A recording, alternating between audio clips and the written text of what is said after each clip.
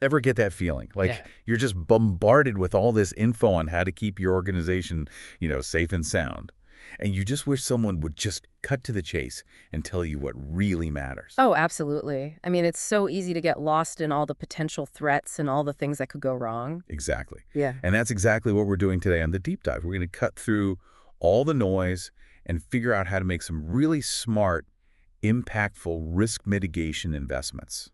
Investments that, actually make a difference. Right. It's all about focusing those limited resources and making sure your attention is on the things that really deserve it. So you're not just throwing money at every little thing. Right. Not just, randomly putting Band-Aids on everything. Uh, Okay, so for this deep dive, we've got some super interesting material to work with. yeah, definitely. We've been looking at a YouTube video transcript from the ManageXValue channel Mm-hmm. featuring a guy named Peter Gade. Quick heads up, you might hear them say Peter Gareth in the video, Oh, okay. Yeah. but his actual name's Peter Gade. Got it. And we've also got some accompanying notes from Peter himself. That's awesome. Always good to get those extra insights straight from the source. Totally. And you know what I really like about this material? It's laser focused on bringing some real clarity to risk mitigation, which, let's be honest, can be a pretty complex area. For sure. So today, we're going to pull out the core of this method that Peter presents. Okay. So you can see how to build a really targeted strategy for investing in risk reduction, especially if you're operating in a complicated environment. Right, because that's the real world for most of us, right? Exactly. I mean, who isn't dealing with complexity these days? Yeah, no kidding. So the video starts off, and they basically say straight up that a ton of organizations really struggle to figure out which investments in risk reduction will actually give them the most bang for their buck. Like, which ones are actually going to move the needle. Makes sense. I mean, there's always limited budgets and limited resources, so Yeah. you got to prioritize, right? Yeah. It's exactly. You can't do everything. Yeah. Okay, so to illustrate this, the video lays out a picture of a hypothetical banking world. They're setting the stage. What's the initial risk situation in this world they create? Well, right off the bat, they say this scenario's got what they call a pretty significant risk profile, and they use this thing called a loss exceedings curve to show you what that looks like, which, if you're not familiar, it's essentially a way to visually represent the probability of different levels of financial loss. Okay, so it's like a graph showing how likely it is that you'll lose different amounts of money, right? Yeah, exactly. And in this specific case, the curve shows that the overall risk for this hypothetical bank is higher than their management team is okay with. So they've got some work to do to bring that down. Right away, they're in a situation where they need to figure out how to manage all this risk. Right, so they know they've got more risk than they're comfortable with. And there's a lot at stake because it's a bank, right? Oh, absolutely. And they actually mentioned that even though we're looking at the entire enterprise here, a big chunk of that risk seems to be coming from cybersecurity. Interesting. So cybersecurity is a big piece of the puzzle from the get-go. Yeah. Got it. Now, to start getting a handle on all this, they use a bubble chart. What's the advantage of using a bubble chart in this situation? Well, think of it as a way to visually map out all the different potential risk events that are on the table. It's like a snapshot of the risk landscape. Okay. So on one axis of the chart, you've got how frequently these different events might happen, like how often they occur. Mm-hmm. And on the other axis, you've got the potential impact of each event if it actually does happen. So how bad would it be if this thing actually went down? Got it.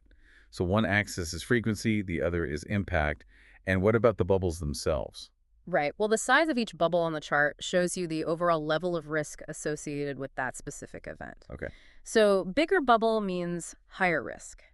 It's a way to quickly see which risks are the really big ones visually. Got it. So it's a quick and dirty way to visually grasp the risk landscape. Now, looking at the bubble chart in the video, they run into a bit of a snag. It seems like almost all the bubbles are bunched up at the bottom of the chart, like they all have a pretty low impact. Why is that happening? That's a sharp observation. And it's something they address head on in the video. They explain that the reason those bubbles are all huddled down there, looking kind of insignificant, is because of what they call black swan events. Black swan events? Yeah, these are those rare events that, if they do happen, could have absolutely massive consequences.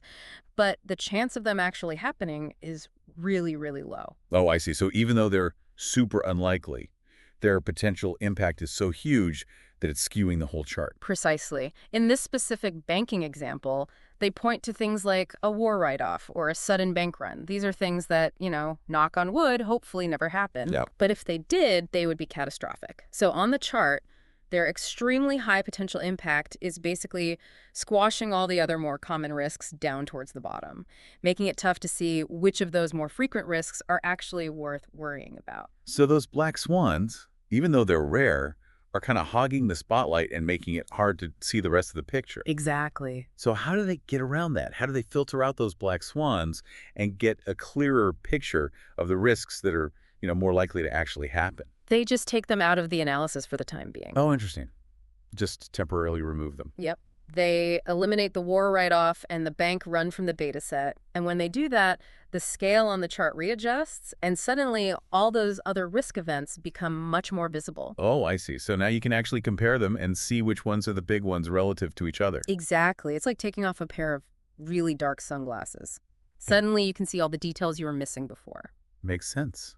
So what's the big lesson here for our listeners? It's a good reminder that sometimes those most dramatic but super unlikely events can distract you from the more common, everyday risks. Oh, that's a good point. Which, taken together, might actually pose a bigger threat to your organization. It's like worrying so much about an asteroid hitting that you forget to look both ways before you cross the street. Right.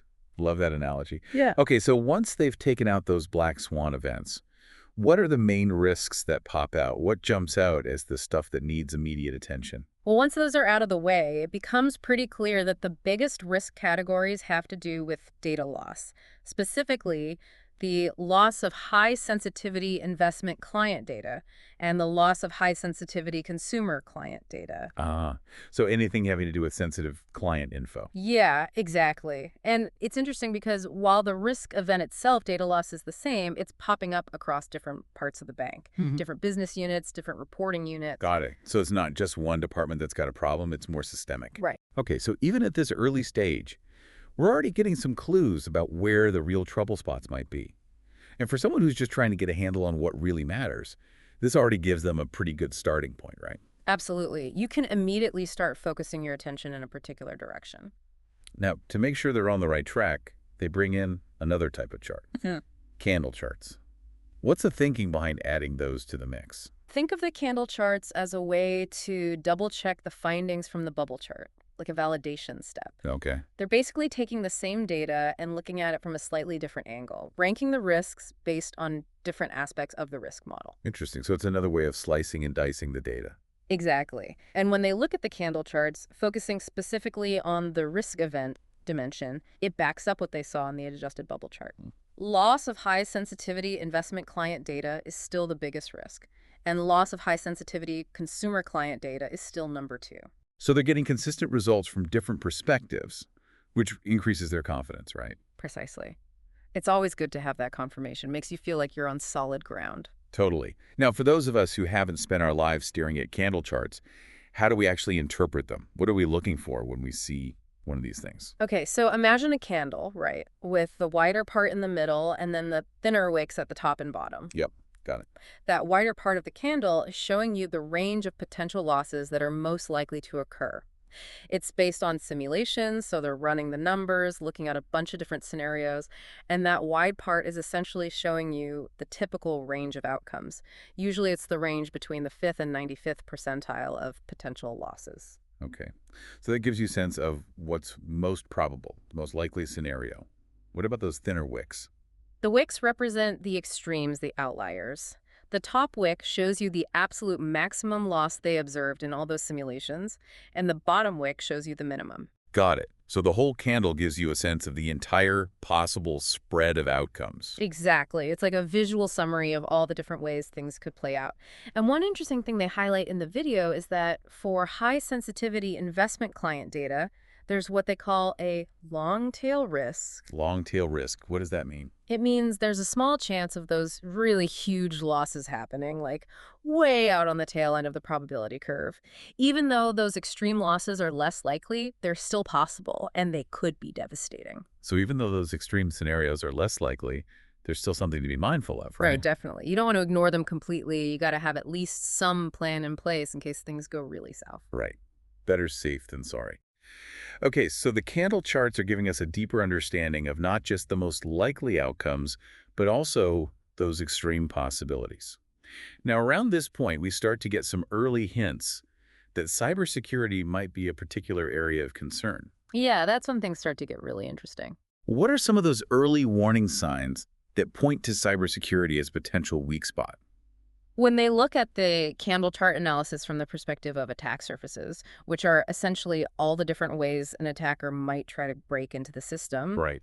one thing that pops out is service provider APIs. The APIs. Yeah, those connections you have with third-party providers through their APIs seem to be a potential point of high risk. Makes sense. I mean, you're essentially relying on someone else's security when you're using an API. Exactly. And it's not just that. When they look at the threats view, which is about identifying the specific things that could cause harm, malware pops up as one of the biggest risks. Oh, where? Yeah. And when you put those two things together, it starts to paint a pretty clear picture. You've got this vulnerable area, the APIs, and you've got this major threat, malware. So the possibility of malware being used to exploit weaknesses in those APIs becomes a big red flag. So those two things together are like a perfect storm, basically. Pretty much. It's a combination you definitely don't want to ignore. No kidding. Hmm. Okay, so we've gone from this general overview of the risk landscape to pinpointing some specific events, and now we're even getting some clues about where those risks might originate. The next tool they use in the video is a hierarchy view. What does this view bring to the table that we haven't seen yet? Think of the hierarchy view as a way to take all the information we've gathered so far and look at it from multiple angles.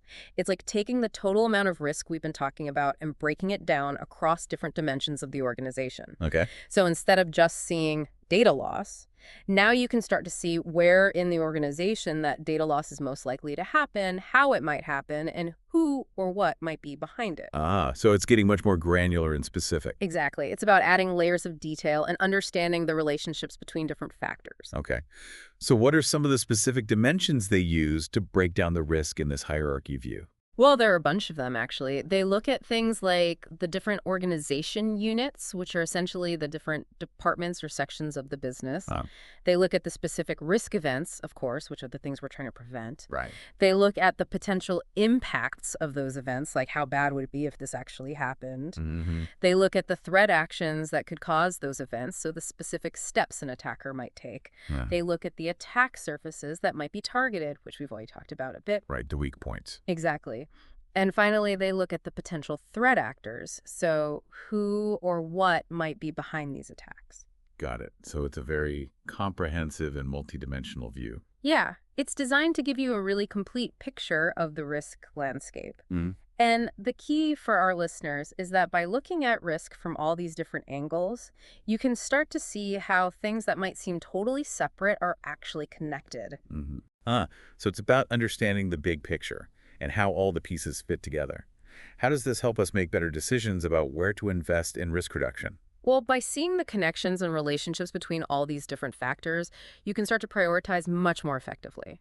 For instance, you can see which organizational units are most affected by specific types of risk events, or you can see which threat actors are most likely to target specific attack surfaces. It helps you allocate your resources where they'll have the most impact. So it's all about making smarter, more targeted investments. Exactly.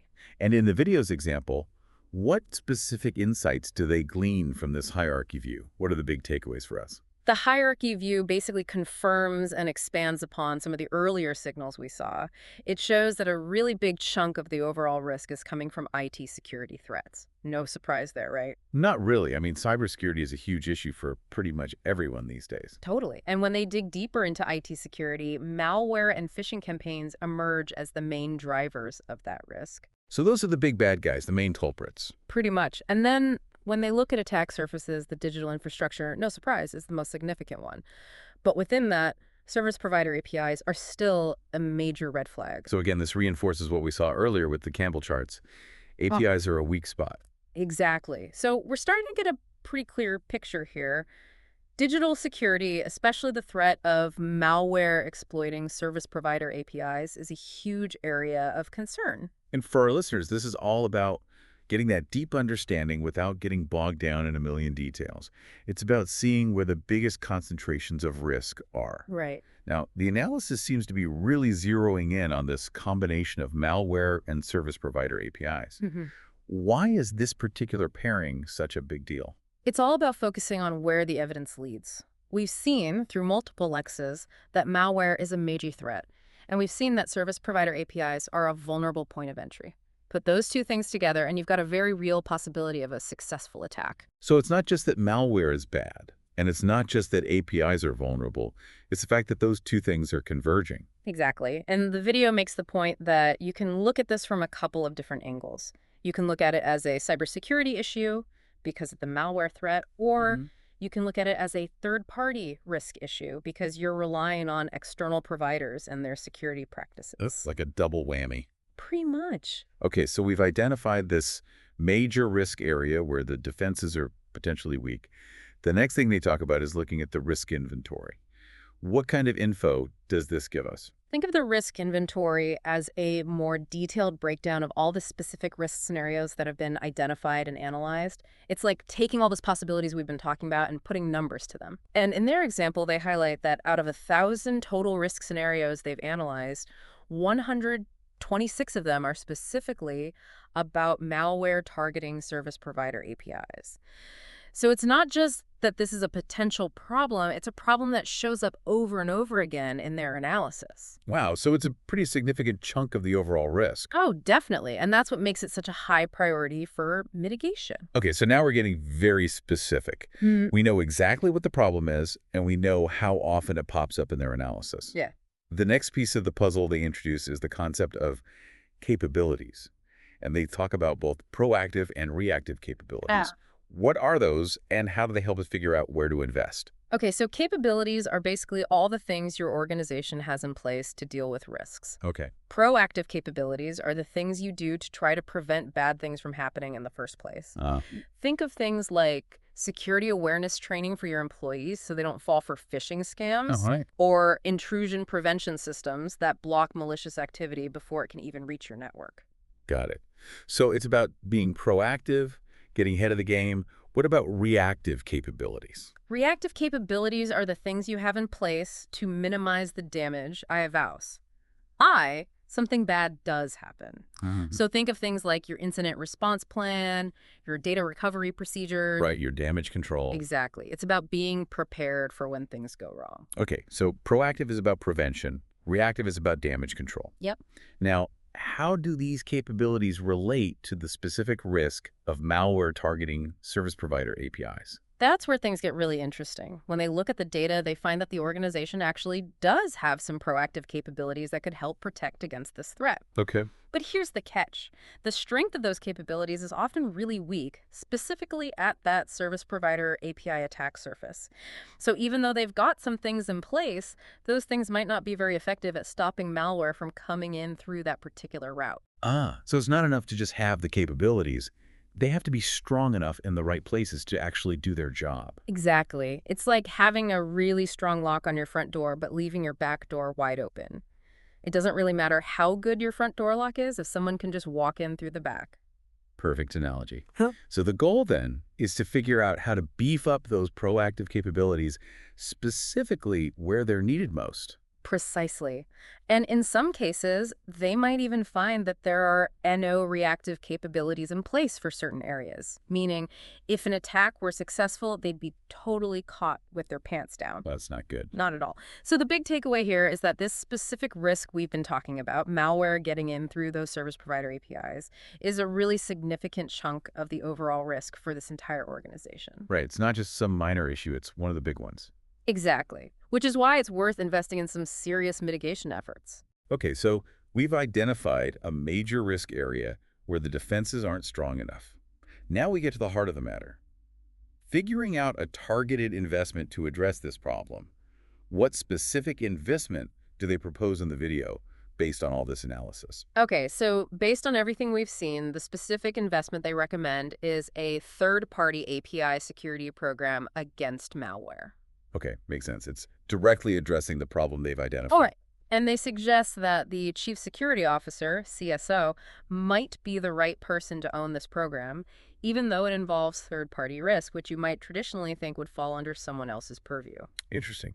So this shows that sometimes responsibility for a risk might cut across those traditional organizational boundaries. Absolutely. Risk doesn't always fit neatly into little boxes. Nope, it's messy.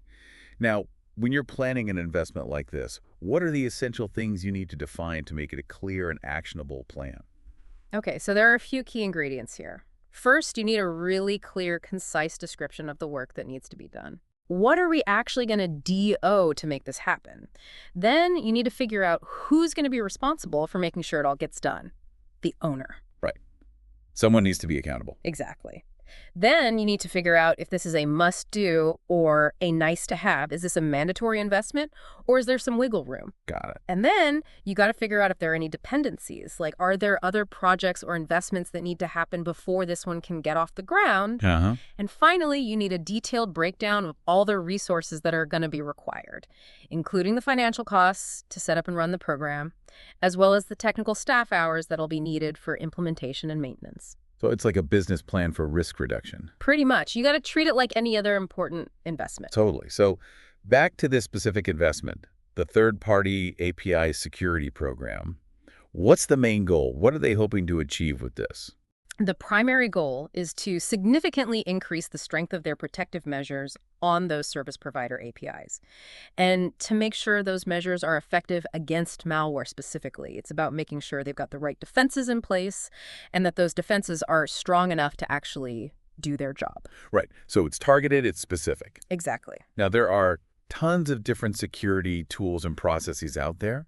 How do they figure out which specific ones to focus on with this investment? How do they narrow it down to the ones that will actually make a difference in this specific situation? They use a process of elimination, basically. Okay. First, they look at all the capabilities that could potentially help prevent malware attacks. Mm-hmm. Then they filter that list down to include only the capabilities that are specifically relevant to protecting service provider APIs. So they're laser focused on the problem at hand. So no wasted effort. Yeah. It's all about efficiency. Exactly. And the last thing they touch on in this video is how to think about the potential benefits of this investment. Can you give us a quick rundown of that process? Sure. The first step is to compare where you are now to where you expect to be after you've made the investment. So you're looking at the current strength of your security capabilities on those service provider APIs and comparing it to the projected strength after you've implemented the new program. Okay, so you're basically making a before and after comparison. Exactly. And they often show this visually with charts. You can see a line representing the current state and then another line showing the expected improvement after the investment. So you can see visually how much of a difference you expect the investment to make. Exactly. But it's important to remember that this whole process involves making some assumptions. You're making educated guesses about how effective the investment will be. Right, you can't predict the future perfectly. Nope. There's always going to be some uncertainty. And to get a really clear picture of the potential benefits, you have to get specific. You have to define the activities that'll be part of the investment and how those activities will lead to the desired improvements. And then you have to link those activities back to the resources that are going to be required. Right, it's all connected. It all has to tie together. And it's worth noting that the example they're using here is a proactive investment. They're focusing on preventing attacks. Okay. They mention that they'll talk more about how to evaluate the benefits in a future video, so that's something to look forward to. Awesome. Always good to have something to look forward to. Okay, so we've covered a lot of ground here. We've gone from identifying the problem to analyzing it from multiple angles to pinpointing a specific investment and even thinking about how to evaluate the benefits. So to wrap up this deep dive into risk mitigation investment planning, what's the key takeaway from this structured approach? The big takeaway is that by using a data-driven method, organizations can pinpoint those high-impact investments, the ones that'll really make a difference. And they can do that by systematically analyzing the risk. And that means looking at not just the potential risk events themselves, but also the threats, the vulnerabilities, and how strong your current defenses are. It's about connecting the dots. So it's a holistic approach. It's not just about putting out fires. It's about understanding the whole system. Exactly. Now, for our listeners who might still be feeling overwhelmed by the sheer number of potential risks out there, what's the real value of using this kind of systematic method? What does it do for them? It gives them a clear path forward. Instead of trying to tackle everything at once, they can use this method to focus their resources on the areas that pose the greatest danger. It's about prioritization. Right. It's about working smarter, not harder. Exactly. And it gives them a structured way to make those tough decisions about how to reduce risk effectively. This has been super helpful in breaking down a really complex topic. To leave you with a final thought, think about those potential black swan events that might exist in your field, whatever that might be. Those things that seem so unlikely, but would be catastrophic if they did happen. Could those be distracting you from the more immediate, more addressable risks? And think about how looking at things from multiple perspectives, like we did with the hierarchy view, could reveal some hidden vulnerabilities you haven't even thought of yet. This isn't just about banking. No. This kind of thinking can be applied to pretty much any field. Thanks for taking the deep dive with us. My pleasure.